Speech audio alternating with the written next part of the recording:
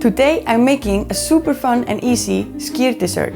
It's easy because skyr is such a great ingredient and it only needs a little extra to transform into a world-class dessert. The pure flavors of the skyr is what makes it so easy to use in whatever way you like. I'm going to mix it with caramelized white chocolate and serve it with raspberries and a beautiful buttery lemon cake.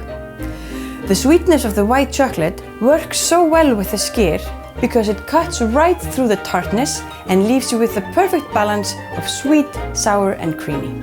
Great flavor is not the only good thing about skyr because it's also fat-free and very high in protein, so it's actually very good for you. And you can eat skyr for breakfast, lunch or dinner, just like us Icelanders have been doing for ages.